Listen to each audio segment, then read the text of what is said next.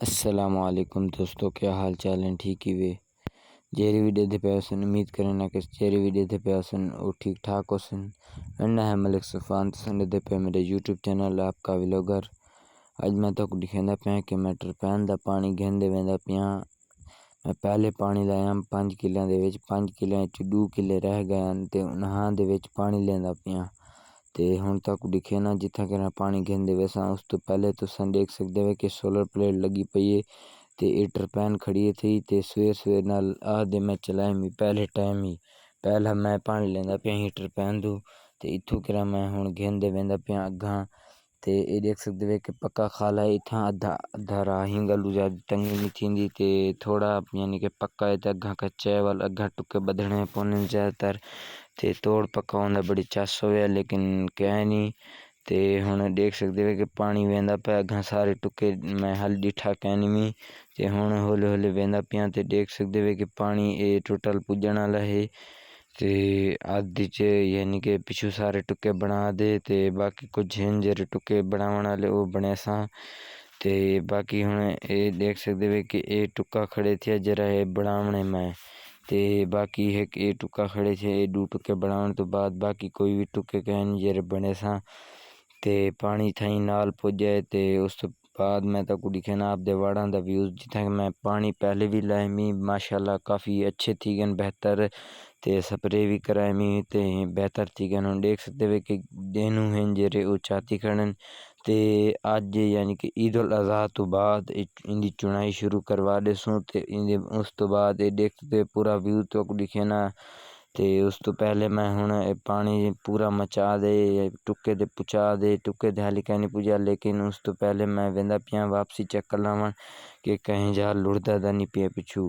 ते उस तो पहले ये देख सकदे हो कि पानी हुण यानी कि तेज़ थी है क्योंकि 11 दा टाइम है पिया।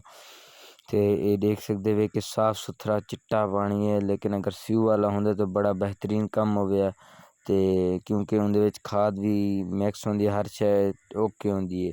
ते ये यानी कि ये पानी होंदे इंदे विच खाद लावनी लाजमी पौंदी है वाल।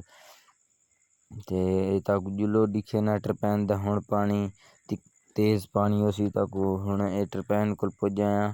ते ये देख सकदे हो कि हुण तेज़ पानी आंदा पिया है। ते उस तो पहले ताकू मैं हुण व्यूज़ दिखे ना पूरी टरपैन दा जित्थां कि हुण टरपैन दा हुण पानी चेक करो ते पहले पानी बड़ा ही थोड़ा है ते हुण पानी बड़ा ही चंगा है। ते ये देख सकदे वे ते हुण मैं ताकू अग्गां दिखे ना आपदी वाड़ां कोल ते वाल हुण उत्थां चक्कर ला दे मैं वापसी वेंदा पिया मी। ते मैं ताकू एक बिया दिखांदा पिया कि जेरे मैं हुण पिछली ज्वार दिखाई मी जित्थां कि मैं ज्वार दिखाई मी ये सारी ज्वार मैं 5 बीघे लाई हुई है। इत्थां कि मैं यानी कि छट ते मैं रखी हुई है ते इन्ना मैं सैलज बनी वैसा। ते हुण जिल्लो ताकू इत्थे वाड़ां दा व्यू दिखे ने ते बाद विच अलहदा इंदा ज्वार दा व्लॉग बनेसूं। ते ये हुण देख सकदे हो कि माशाल्लाह बड़ी अच्छे फुल चाती खड़े फुल दे। उस तो बाद ये बड़ा ही खूबसूरत निज़ाम है। ते बाकी एक 2 टुक्के हैं उन्हां को बधण तो बाद मैं इत्थों किरा वेंदा पिया सीधा थाई तलाऽ कोल ताकू व्यू दिखे ना ये तलाऽ है इत्थां किरा मच्छियां भी हैं। ते इंदा बड़ा ही फायदा है जिवें डैम दा डैम ही वे इंदे विच पानी स्टाक करदे खड़े ने चा बाद दे विच इन्हां दांज ते मक्की च इन्हां विच लेने होने।